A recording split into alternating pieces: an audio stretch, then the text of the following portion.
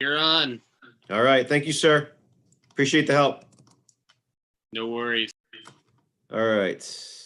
Hold on 1 second while I get started here.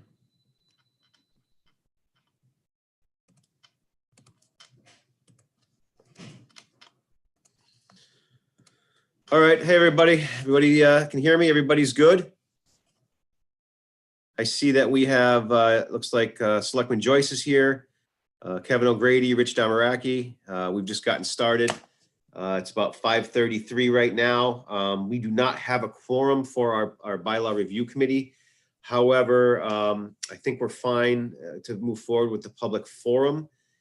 We can have discussion, with the public, but we're not making any decisions here.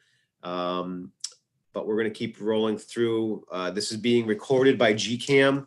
That way, folks can see it now, and they can also, I believe, watch it later as well. So before I get started with our presentation, I know that one of our residents, Rich Damaraki, has something that he'd like to talk about related to the bylaws. So Rich, Rich, I know that you want to ask something, so I'm gonna defer to you now if you'd like to bring up your issue. Okay, thank you. I attended a select board meeting a couple of weeks ago, which was posted on a town website, but there was no agenda posted. So when I attended the meeting, I asked the town administrator why the agenda wasn't posted. He said it didn't have to be, that they would, that because of the open meeting law, he could post the agenda on a bulletin board at a town meeting. Now, I didn't realize there was no bylaw in town that said the town administrator had to post select board meetings and agendas on the official town website. Now, he said he was following the open meeting law. Now, we are in the middle of a pandemic. The governor said people should stay home and not drive if possible. Now, many of the Granby residents are elderly. Now, we have to get out of the 1950s and into 2020.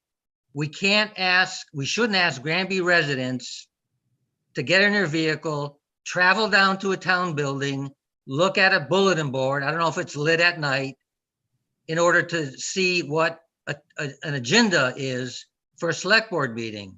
That doesn't make any sense to me.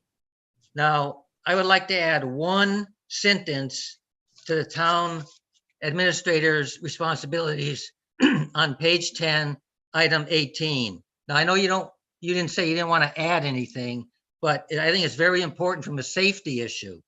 I would just like to say, at a minimum, the town administrator shall post all select board meetings and agendas on the official town website.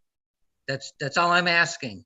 So residents don't have to get in their vehicle, travel to some building and look at a bulletin board. It could be dark out. We could have bad weather. It's a safety issue as far as I'm concerned. So that's my issue that I have. Okay, Rich, thank you. I appreciate that. I was actually at that meeting. I heard you speak to that during the meeting as well. I think that, as I start to go through this presentation, you're going to see that the select board has already basically approved this for town meeting. So well, your suggestion is good. I'm just not quite sure how to address that. So I will make sure that it is brought up. I'll make sure that the select board is aware of it. I would ask you to do me a favor and email me just a brief of what you just said, and then maybe to send it to this to the town administrator and the select board as well. I think at this point that will be something that will have to be handled one of two ways, Rich. Either the select board can discuss adding it, or we can discuss adding it at at the town meeting. But as of right now, the document as it is has been approved. But I will definitely forward it to them, and I would suggest that you send it to me and to them as well, if that makes sense to you. Right. Could you let me know what the decision is? Because if no one makes any decision about it, I will bring it up as an amendment at the town meeting. Rich, absolutely. That's what I'm saying. That's what I'm suggesting, is that, if the select board chooses to change it between now and when it gets posted, I'll try to make sure that you know that, if I know that. And if not, you'll always have that option to add that at town meeting. Although that's what the idea behind the forum was, trying to get information out there. The idea behind the public hearings was try to vet and move around all the information, so we had a really decent, product when we went to town meeting, so it would get through. So I definitely noted what you have to say. If you send it to me and to the board and to the town administrator, I'll make sure that they're aware of it. I can't tell you what they're going to do with it, but if nothing else, you'll be able to, pose that at town meeting.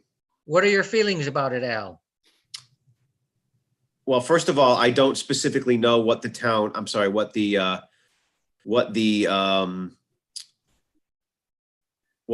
open meeting law says about the posting place. I think it's a great idea to post it online. I think, that's the majority of how I get things. And unless I go to the town clerk's office for something else, I don't walk past that board. So normally I go online to look. I think a lot of people do that, probably not all of them.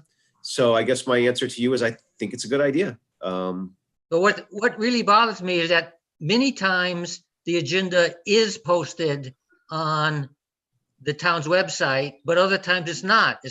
They're not being consistent.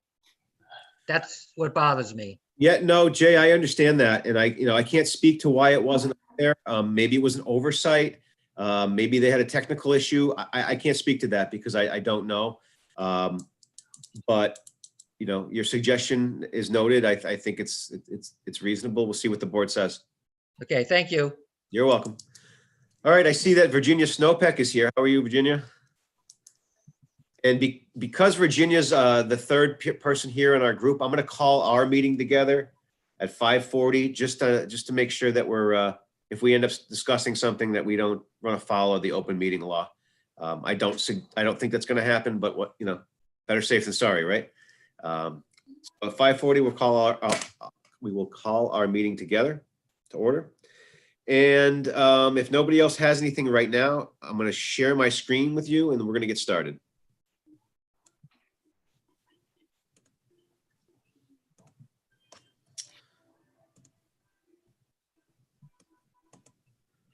All right, everybody sees the screen?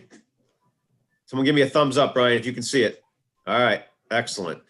So here we are, Bylaw Review Committee, public forum. That's the login.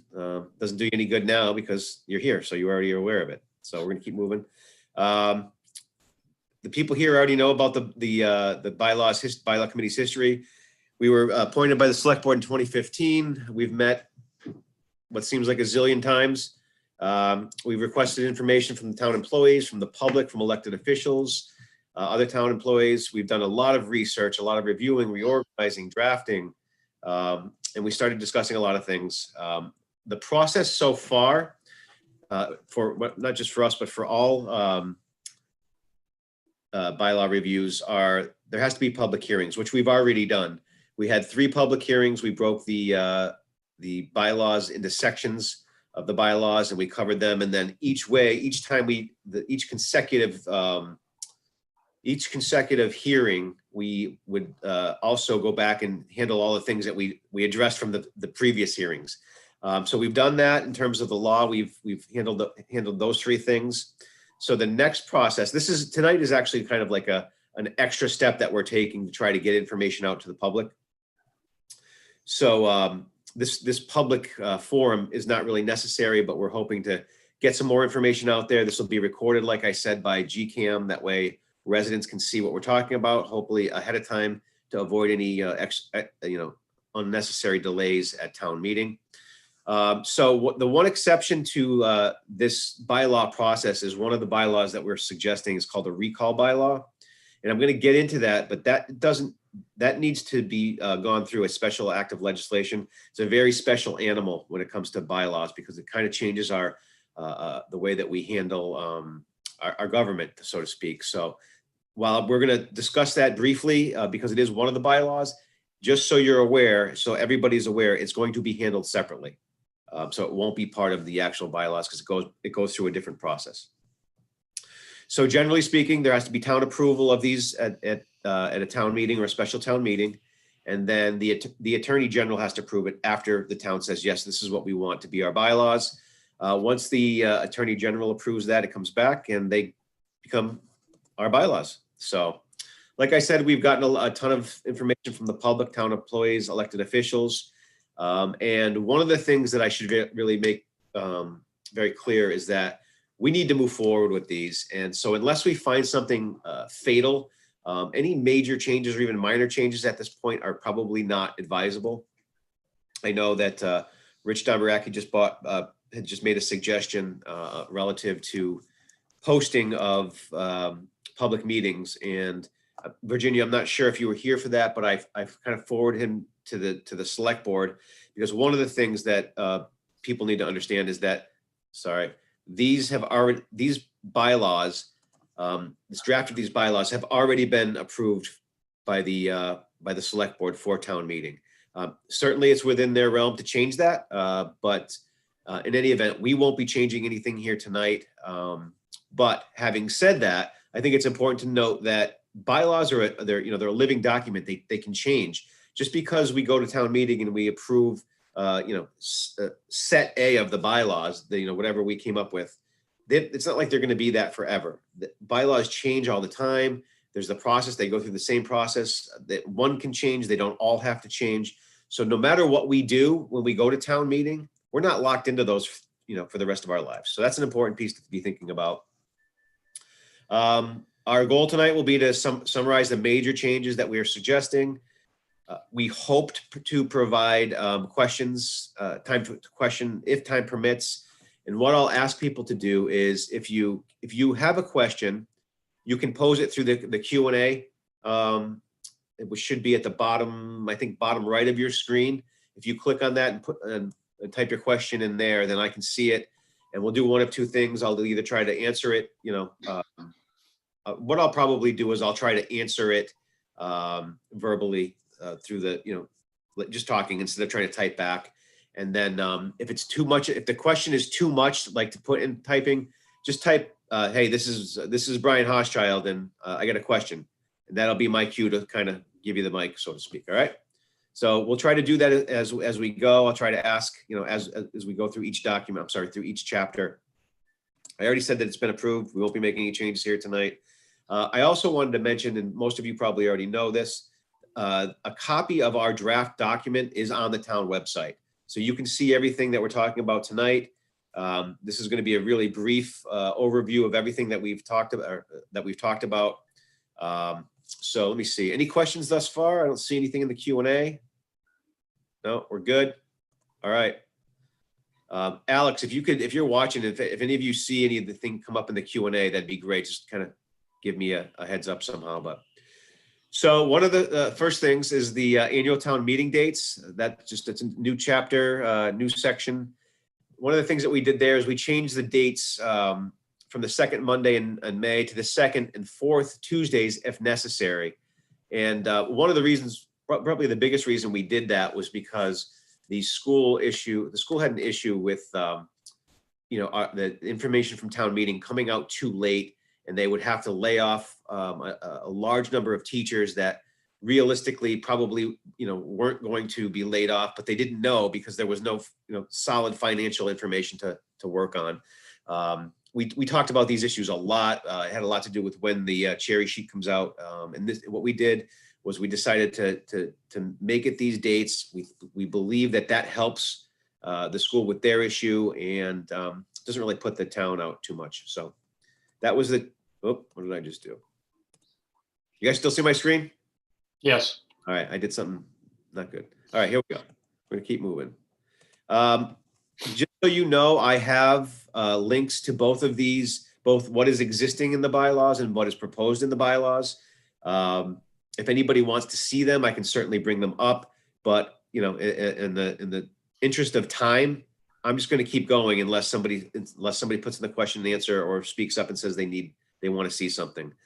Like I said, we're not making any changes, so we're just going to highlight the bigger changes that we've made. I don't see anything in the Q&A, so I'm going to keep going. Election of officers, and you'll see again, it says new section, chapter 1, section 2. I'm not going to refer to that anymore because we reorganized a lot of what exists for the bylaws. And so almost every chapter and section is in a new numbered area. So rather than bore you with me saying exactly the same thing over and over and over, it's safe to assume that the chapters and sections have changed. We've reorganized how they look. We think they make a little bit more sense now than they did, well, when we got them, so to speak. So with the election of officers, one of the things that we changed, or take that back. One of the things we're suggesting we change is when their offices commence will be when the annual town meeting is dissolved. And the reason we did that was because a lot of things happen at the annual town meeting that the incoming elected officials, let's just for the sake of discussion say it's a select board member. They haven't had any input in, say, the budget process or the warrant process for the town meeting, yet they're really kind of in the hot seat to answer questions and be involved. So we thought that it made a lot more sense from that regard to have their offices, the elected officials' offices commence as soon as the ATM was dissolved, the annual town meeting. So that's the thought process behind that change. No questions, no anything I don't see, so keep going. This is the one I mentioned earlier that is a different animal. It was suggested to us that we add to our bylaws an elected official recall bylaw. This is the one I was talking about that is actually not going to go through the same process as the rest of the bylaws we're going to discuss tonight. This elected official recall bylaw has to go through a special act of legislation, which is completely separate from the normal bylaw procedure. So basically what the elected official recall does is currently there is no way to get somebody who's an elected official in Granby out of office. Regardless of what they do, right now, there's no process for that. There's been some towns or some other municipalities that have run into the same issue. And what they've done is they've put in place these recall bylaws. So one of the things that we wanted to make sure as the bylaw review committee was we wanted to make sure this couldn't be used as a political tool. So in other words, I'm an elected official and you don't like me, so you just start a recall and out I go. So we think we've made the process difficult enough that it would have to be a pretty legitimate reason for somebody to be recalled. Like I said, this bylaw itself will require a special act of the legislation. What we've designed is a 3-step process. The first part is an affidavit. So 100 voters have to request petition from the town clerk. And then that petition needs to be signed by 25% of the registered voters. If and when that happens, there would be a recall election in which there would be that person and then other people, anybody else who was up for that position. In terms of the status right now, the wording that we've come up with has been forwarded to the town attorney. And I believe he is in the process of drafting a request for a special act of legislation, which actually is done by the Massachusetts legislature. It's not done by us. So that's the status of the elected official recall. I don't see any questions with that. Anybody? We're good. I'll give a quick shout out to Rich Damiraki. He's a resident who did a lot of research for us on this. He brought this to our attention, and it's important. And I'm not so sure that we would have gotten there had he not come forward with it. So thanks, Rich. Town meeting. We did some posting changes. We changed it from 5 sources to 3. Rich, I see your hand. I'll get right with you. We also added the town website and an all call announcement if available. So basically that's related to information being posted about when town meeting's coming out, when it's going to be, where it's going to be, those sorts of things. And Rich, go ahead. If you have something to say.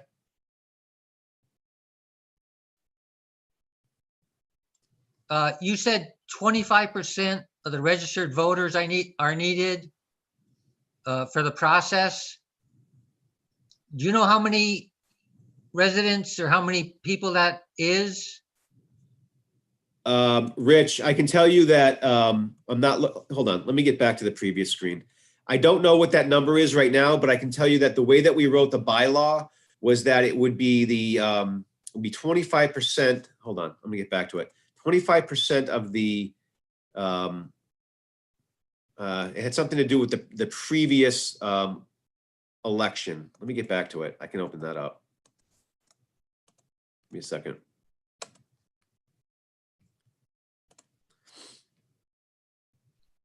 Everybody can see that? Yeah. All right, give me a second. I'm going to try to find out where that was.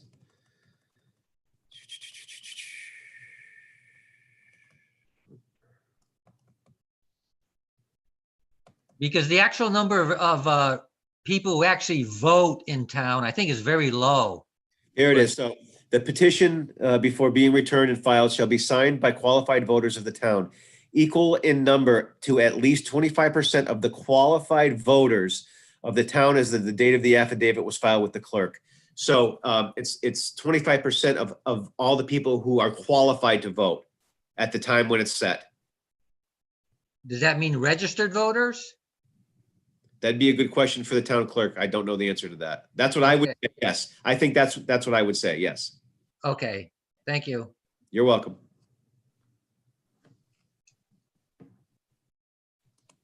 All right. So here we are. We're back to recall. Anything else on that one? I think we're good. All right. We talked about the posting changes for from 5 to 3, adding the town website, which kind of goes along with what you were saying, Rich, and then an all call announcement if available. Again, we rearrange it to another area. And then those are just the documents themselves. The Board of Selectmen, we changed that, or we're suggesting that change from Board of Selectmen to Select Board. It's more general neutral. One of the things I feel like we should probably put out there as well, we had these kind of looked at ahead of time by the Attorney General's office, and one of the things that they did suggest was that that if we're going to change it in our general bylaws, meaning going from a select board, from the Board of Selectmen to the Select Board, that should be reflected in all of our bylaws, including our zoning bylaws and anything else for that matter. So that was a suggestion that they did come back to us with. Let's see. We also added the authority for the Select Board to promulgate rules and regulations. So it gives them some leeway to do some things with rules and regulations that aren't governed by bylaws. That way we don't have to get a bylaw change every time they want to do something a little bit different. So again, it doesn't mean that they can make up their own bylaws, but it does give them some leeway to make some rules and regulations. And those also are subject to the public hearing process as well, as part of the bylaw that we're suggesting. Okay, I don't see any raised hands, so I'm going to keep going.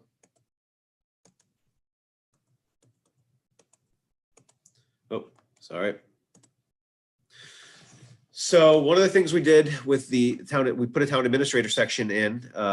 We expanded the explanation of the town administrator's duties and responsibilities. We outlined the appointment authority and that there's also select board approval. Basically, this bylaw outlines the reality of how we operate. And from time to time, it becomes a little not questionable, but confusing as to what something says versus how we actually operate. So all this does was kind of put that in writing, excuse me. And it explains how, he has the appointment authority, but the select board actually have the approval for that or disapproval for that. And we've also changed some wording that corresponds to some other suggested budget process changes that we've made. And I'm not going to get into those yet, because when we start talking about the budget process in the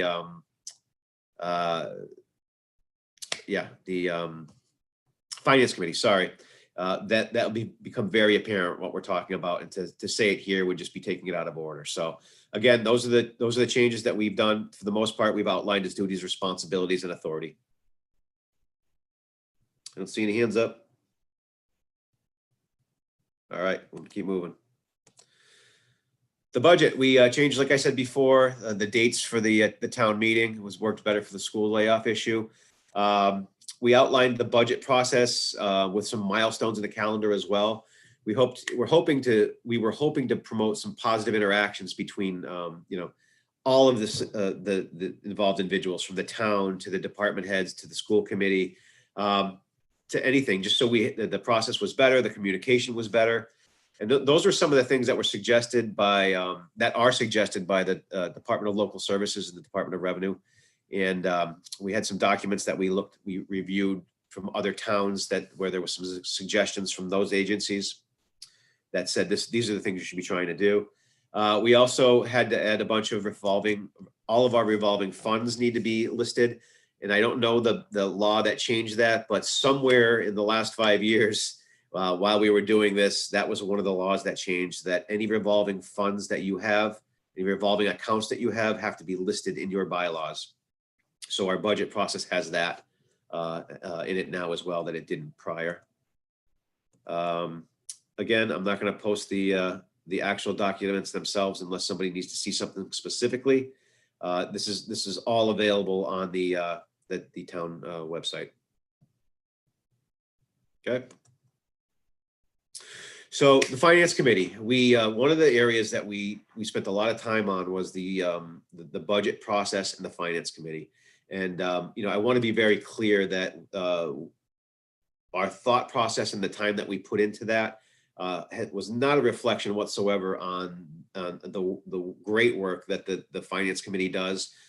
They're incredibly devoted people. They spend a ton of time to do what's right for the town of Granby. And so we were looking to just kind of make the situation a little bit more practical in terms of how things are actually done.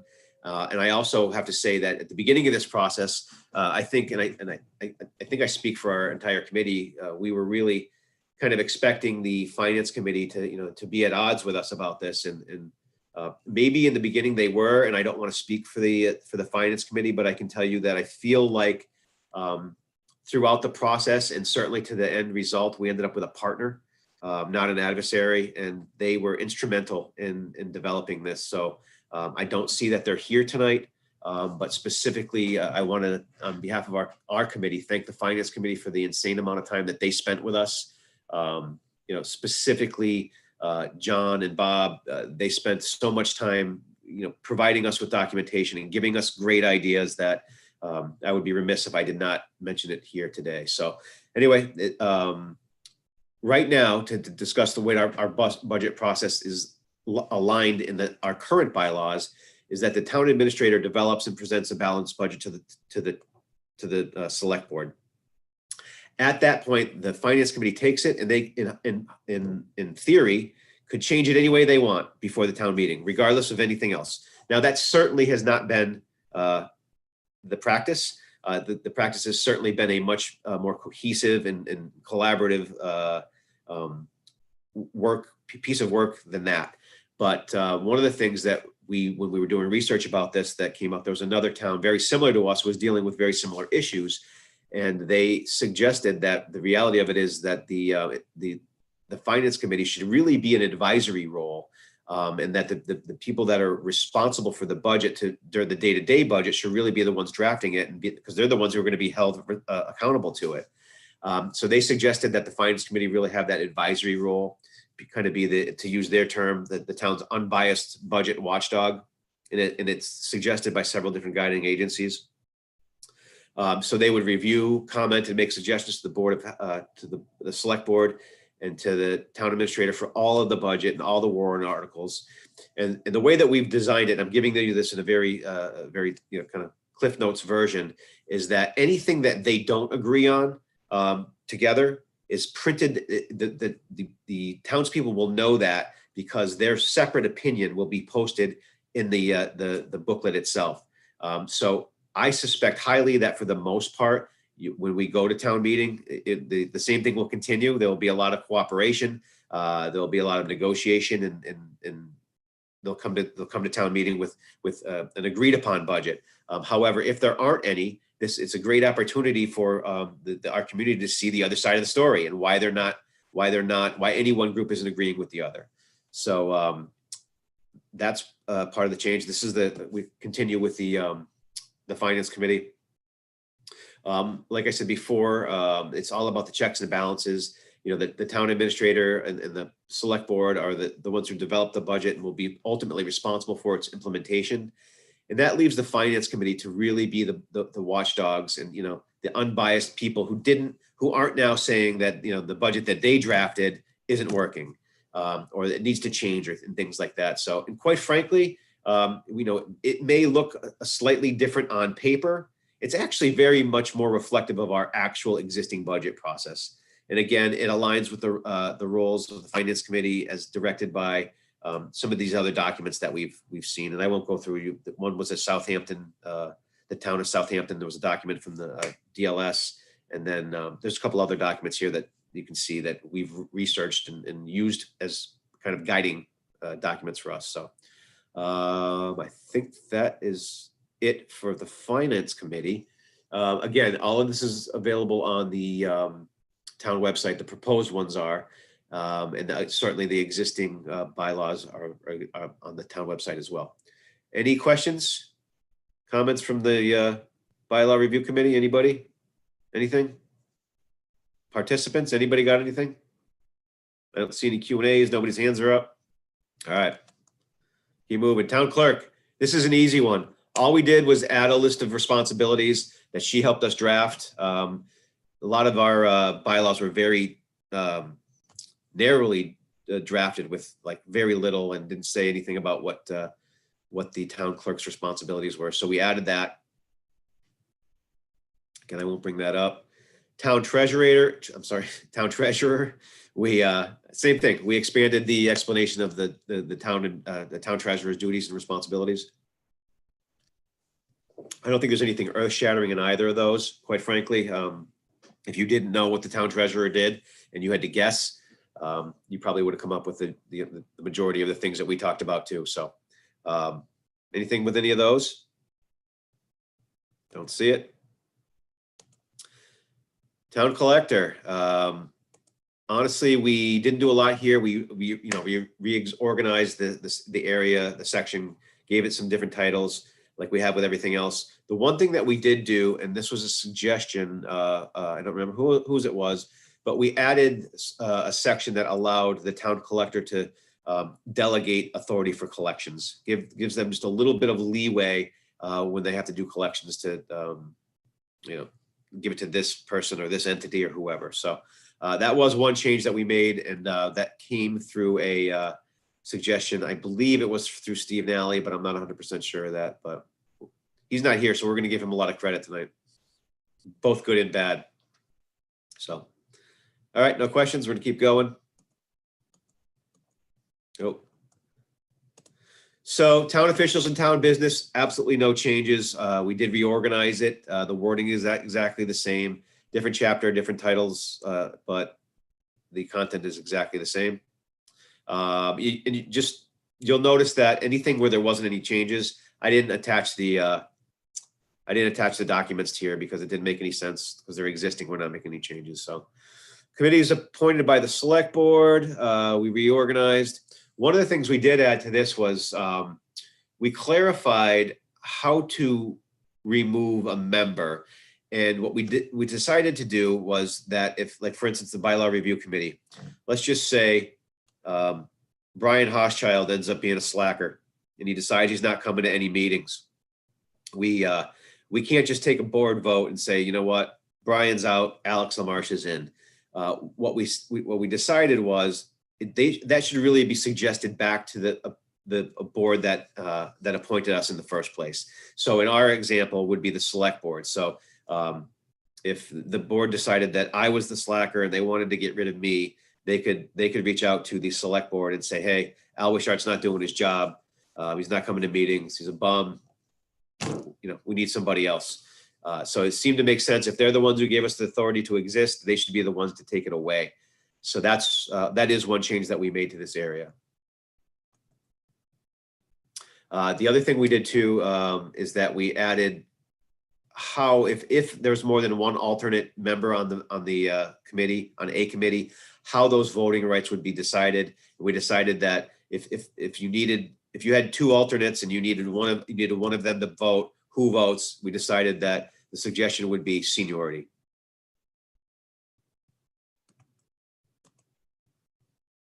Okay.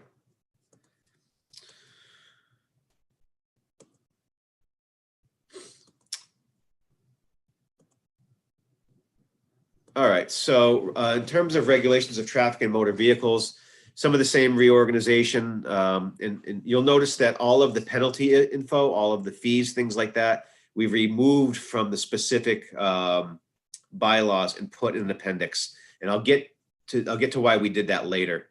But one of the things we did add was we added a section that allowed zero emission vehicle parking regulations. Prior to this suggestion, we don't have them. So it becomes very difficult to, it becomes more than difficult, impossible to enforce those types of things.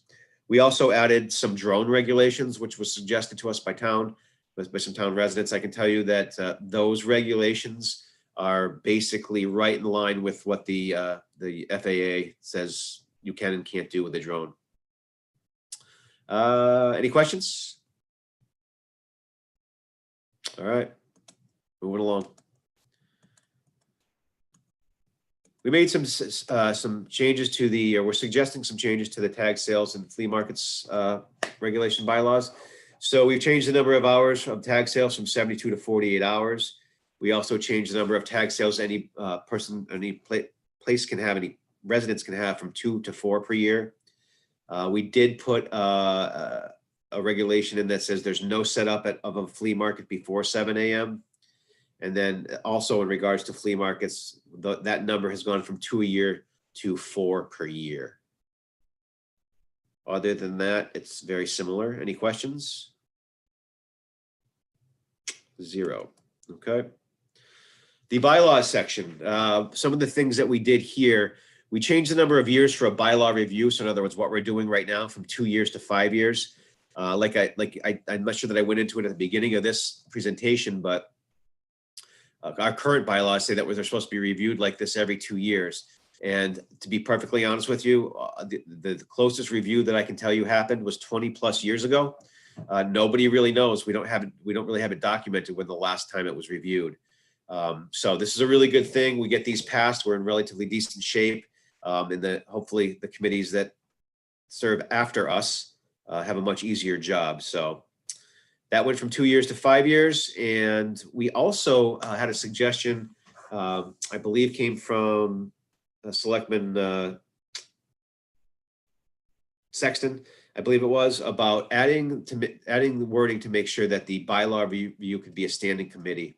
And we added that, and it was actually a great suggestion, because what happens all the time, regardless of these long drawn out bylaw review sessions, is that every year something in the law changes that requires a bylaw change, whether it be motor vehicle law related or something to do, like I said, with the revolving accounts, that needed to happen. So it will give the town a great standing committee to vet any sort of bylaw change, because what we found with this bylaw review is that not all of these are mutually exclusive. And so you make a change to one of them, it has a ripple effect in another. And certainly they all don't operate that way, but many of them do. So it gave the select board and the town as a whole just a review board that's there all the time to check any changes to the bylaws. Seeing no questions, I'll keep moving. I mentioned earlier that some of the penalties references are no longer in the bylaws themselves. We added all the fines to a schedule. And they're also mentioned that a lot of them weren't mentioned either in the bylaws. So we've taken the fines and the fees and we've added them to an appendix at the end of the bylaws. And it's going to make a lot of sense when we get to that point. I'll explain it. But there's no major changes here. Oh, my bad. Sorry. So Board of Appeals, it's just a different chapter, same exact wording.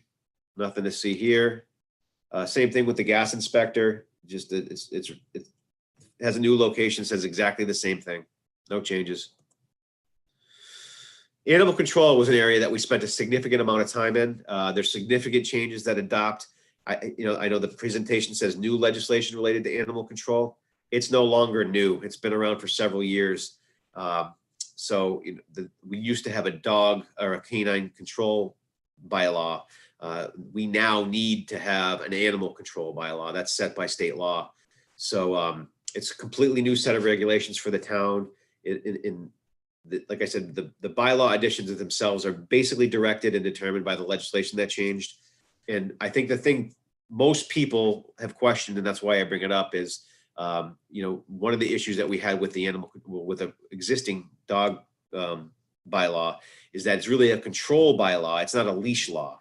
And people are really surprised by that when they find out, hey, Granby doesn't have a leash law. So if Al Wishart says his dog's under his control and he is under his control, he doesn't have to be on a leash. We've changed that, and we've changed that in a couple different ways. And just in terms of a summary, if your dog is on your property and is under your control, he doesn't need to be on a leash. He or she does not need to be on a leash. If your dog is under control on the property of somebody else who's given you permission to do that, they don't need to be on a leash. If you're anywhere other than that in public, you have to have your dog on a leash. There are some exceptions to that. For instance, the dog park. If they're at a dog park, in the dog park area, they don't need to have that. They don't need to have a leash. There's also some exceptions in there for show dogs and working dogs, hunting dogs. There's a list of them. Without going through them all, there were suggestions in there that, I'm sorry, not suggestions, exceptions that are in there that allow for those types of situations to occur. But that's probably the big one that most people care about. We did have some suggestions about kennels and things like that. Those have all been incorporated into the bylaws. The people that asked about that are aware of that. So I'm not going to go through that. Any questions? Zero. All right. The Board of Health election. We removed the Board of Health election because there's no other specific election like that outlined in the bylaws. And we couldn't find any reason for it. We tried to do some research. I believe at the time, Al Bale was our researcher extraordinaire, and he could not find any reason as to why that needed to be in there. So we removed it.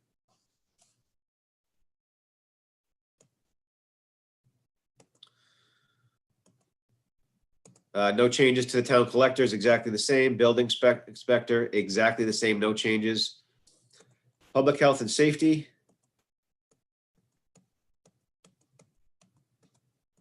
So in terms of public health and safety, I only mentioned the marijuana public consumption bylaw because if people weren't aware of it, that had already gone into effect. That's relatively new, but that wasn't part of this bylaw review. That was already in place.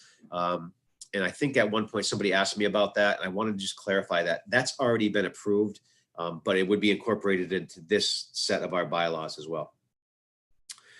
So we also added a section to limit the amount of the days that something can be put to the town curb. Like let's say Al Wishart has an old sofa, and I don't want to pay to get rid of it. My nieces and nephews don't want it, so I decided I'm going to throw it at the curb and throw a free sign on it and hope for the best.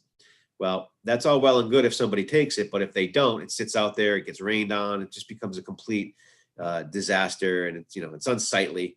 So we decided that we were going to suggest putting a 4-day limit on that once every 30 days. So on day 5, my neighbors can say, Al can't have that out anymore, and I'd be in violation of the bylaws. So we thought that was a pretty reasonable thing to do. One of the other things that we added was a nuisance bylaw, and just for descriptive purposes, a noise pollution bylaw. One of the things that we've had reoccurring issues with is significant sound complaints, and under our current bylaws, it's really almost impossible to enforce them. We've actually had to utilize noise pollution laws and things like the environmental police to come out and deal with issues. And the biggest problem with the way that it exists now is the way that our bylaws say that they need to be measured. And it needs to be measured in a very specific way by a very specific piece of equipment by a very trained person, to which we have none of, which you can foresee the problem there. If we have a bylaw that we can't really enforce. So that was really, it's been a problem. And so we came up with what we believe is a pretty reasonable noise pollution bylaw. It doesn't require all this crazy measurement. It really relies on common sense, and just some of the things about it. It's 150 feet, plainly audible. The idea is to protect the reasonable quiet, comfort, and health of others. It restricts power tools usage from 10 p.m. to 7 a.m. There's a long list of exemptions. There's all sorts of exemptions, from emergency repairs to generators at night during an emergency. The list is long. I can tell you, I think we've covered just about anything you can think of. And even if we didn't, our proposed bylaw would allow the select board to approve what we're calling an SD permit, or a sound deviation permit. So if there's, for some reason, somebody has an event where the noise is going to be louder than that after 10 o'clock at night, they can ask the select board for an extension, or to plead their case. If one of the exceptions that we've already listed doesn't work, they can get a permit to operate whatever it is outside of the bylaw with a sound deviation permit. So we've tried to come up with a reasonable standard. We tried to add a ton of what would be reasonable expected exceptions to the bylaw. And if we failed on any of those, we said, you know what, there's a last ditch effort, sound deviation permit. We should be all good. So those are the major changes there. Any questions? All right. Fees. So like I kind of alluded to already, we've completely removed the list of fees from the inside of from the body of our bylaws. The problem is, if you ever had to change one of those, as it sits in one of your bylaws, as the fees bylaw, it's problematic, because then you have to go through a complete bylaw change. So what we decided to do was to take those fees, add them to the end as an appendix, and it's just much easier to change that way. So you don't necessarily have to go back and get a bylaw change because the fee changed. So that just wouldn't be very timely or efficient. So we've also added some new wording about how fees will be set, and that those fees, a list of those fees will be set by the people who set them and put on a town website. Like I mentioned already, that was added to the bylaws as an appendix instead of being right inside the bylaws. All right, speak now or forever hold your peace. The Historic Commission and the Historic District Commission, I hope I'm saying those right. We made some changes here. And one of the changes we made was that we've allowed now for others to be on the commission if the mentioned organizations fail to provide a representative. So basically what we've done is this. The way that our bylaw is drafted, the way that it currently exists, there's certain organizations like the Regional Architects Association and other organizations as well that I don't remember off the top of my head, but they're supposed to provide a member to this commission. And what I've been told has been a problem is, what do you do when they don't? When either they don't, or they can't find somebody, or whoever they appoint won't show up. It becomes a problem, because then you can't fill your committee or commission. So what we've done is we've said, in this proposed bylaw, if for some reason those mentioned organizations fail to provide a representative, the town can fill that seat. So we've just kind of given that committee a way to fill those seats if the whatever the mentioned organizations are fail to provide it. Doesn't mean that we don't have to try. Just means, you know, we can't force somebody to do something, and we're not going to let them hold us up if they won't provide what we need. It's basically what that says. So we've also combined the Historical Commission and the Historical District Commission into one entity. It was my understanding from what people have said that gets a little confusing as to who does what, who has what authority. So we thought maybe it made sense to combine the two, seeing as how they their interests cross so often. So that's where we stand with those two. Those were the major changes we made to the Historic Commission and the Historic District Commission. Any questions? Nope. All right. Right to farm is exactly the same. We've changed nothing whatsoever. Stretch code, same deal. No changes. Everything's exactly the same. Severability. The one thing that we did do with severability is we removed, if you were to look at the existing bylaws, there's redundant references to severability throughout them. Some of them have it, some of them don't. And my guess is, or our guess is that probably happened because, you know, bylaws weren't always, they weren't put together as one big document. They came and went, they changed, some things were added, some things were taken away. And so when they were drafted, some of the bylaws had severability references, some did not. So we changed that. We took all the severability issues references out, and we created a new chapter that gives the severability to the entirety of the document.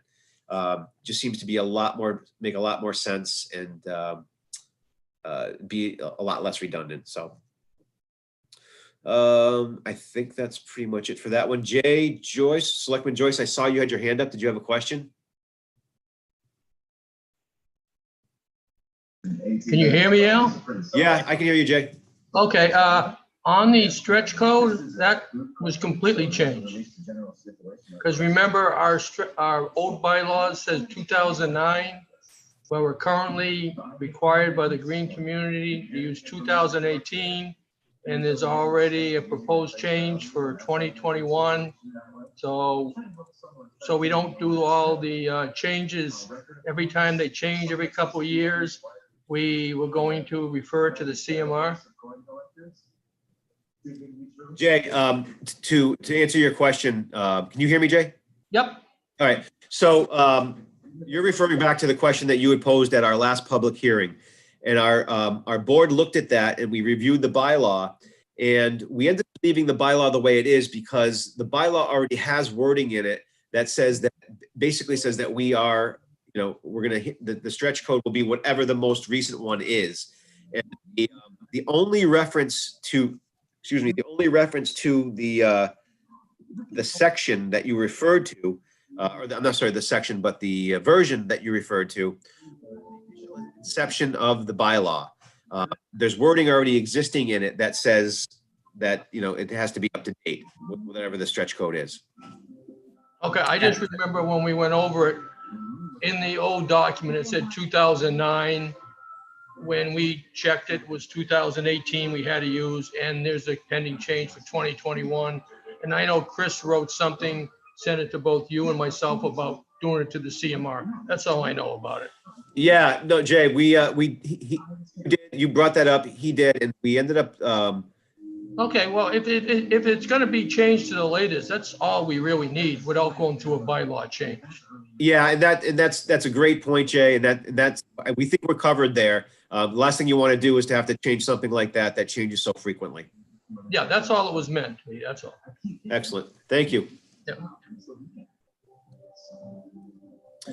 So we covered severability, and pretty much that's about it. Just a few more things. Like I said before, in terms of the next steps for the general bylaw, we have to get this to an annual town meeting or a special town meeting vote. If or when it passes, it would go to the Attorney General's office for approval. And if they approve it, it becomes the law of the land in Granby. The recall bylaw itself is a little bit different. That has to follow the special act of legislation, and that legislation must pass. And right now, that is being drafted. I believe the town administrator forwarded that to town council for that to be drafted. So those are our next steps. Does anybody have any questions about those? Okay. So one of the things I wanted to mention is I wanted to kind of just, point out for the people who, that may not be here today, but maybe they're going to watch this tomorrow. Some of the current members of our board, Brian Hochschild, he's a former select board member, Chris Martin, whose name I did not intentionally leave uncapitalized, but he's the town administrator. Steve Nally is our town treasurer. We have Virginia Snowpeck, who's a retired teacher, and I believe she's on the library board of trustees. You got me, Al Wishart, I'm the chief of police. And some of our former members too, and I think I've got them all. I hope I haven't missed any. Al Bale, Marty Merrill, Ross Anderson, and Mary McDowell. And I want to thank all of these people for the incredible amount of work that they've done. It's been a long road. This was way more than I ever thought. We bit off a lot, and it was a lot of research. It was a lot of time. It was a lot of meeting. But I think we also had a lot of fun with it. I will tell you, it was a great group of people to work with. I learned a ton. The amount of knowledge about just different aspects of town government and the history of the town. It was having these people on the board was just invaluable. And we would not be where we are if we didn't have the people that we did on the board. And I will tell you that it wasn't always agreement, but it was always, respectful disagreement. And we always worked towards the middle, which I think is a great thing. I think you see it in the document itself. So to all the committee members, current and former, you guys are awesome. Thank you so much for all your time. Like I said, I on behalf of the town of Granby as a resident as well, knowing how much time and effort you put into it, it's really, really appreciated. So thank you all very much. And I also want to thank Alex LaMarche from GCAM. He helped me get this all together. He held my hand today trying to get logged in. He actually set up a special meeting with me, him, and Kevin O'Grady, so I could work the bugs out on my end. It worked, Alex. We got through it. It was great. I appreciate it. Thank you so much. No worries. Let me know if you need it again. Absolutely. But again, Alex, thank you. Bylaw Review Committee members, thank you very much. This really is the end of the presentation. If anybody has any questions or comments, I'd be happy to talk about it. I'm going to leave this up on the screen for now. If you have anybody, members of the public, have any question for the Bylaw Review Committee, for me or for any of the members, you can reach me at the police department email. That's the police department phone line. And if you have any questions, let me know. We'd be happy to answer what we can. Does anybody have any other comments? Brian, Virginia, anything that I didn't mention that I should have? Before we leave, Al, you thank everybody and all the members, the past members, but you're the glue. You're the one that held this thing together. I mean, you were there every meeting. You were there, and unbelievable patience. And it was such a joy to work with you. It really was. I mean, I've been on 50 some odd committees in this community. And I'll tell you what, this one was probably the most impressive one that I ever served with. You, Virginia, Al, Steve. People have no idea how much work that you put into this.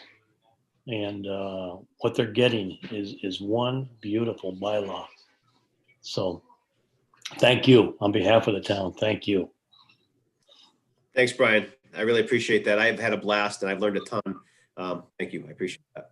You know what else I wanted to add? Al, you really have an unbelievable ability to make everyone feel that whatever they have to say is important and worth listening to. And that is a great ability that you have. That's what helped make all of these different people, all of our working together, enjoyable. Thanks, Virginia. That's an awesome compliment. I'm not even sure how to respond to that. It's very nice. It's an incredible compliment.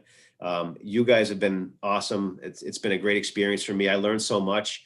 Yeah, I wouldn't change anything. I loved every second of it. It was a long time. It was a lot of time, but working with you and the entire group has just been, it's been awesome. So I really hope that this gets passed. I hope we get through. And all of this work, all this great work that everybody's done is going to be, reflected for years to come. And I hope that one of the things I should mention too is that this wasn't just the group. There was a ton of residents. There was a ton of department heads, elected officials. They put a lot of time and effort. And I know I mentioned the finance committee, but I'm going to mention them again.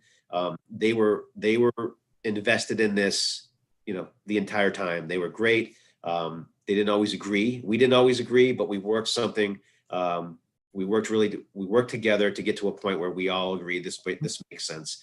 And so there's been so much input from the public that we don't get to where we are without them. So it's been great. You guys are awesome. Thank you so much. Like I said, the information's up here. If anybody has any questions for us, I'll certainly get back to you as soon as I can. Anybody else? All right. Folks, it's been great. I'm going to figure out how to stop sharing my screen here in a second. Again, you guys enjoy the rest of your night. I really appreciate it. Alex, Thank you. you're a rock star. Thanks, buddy. Feel free to unplug us whenever you're ready. All right, you got it. Take care, everyone. Bye.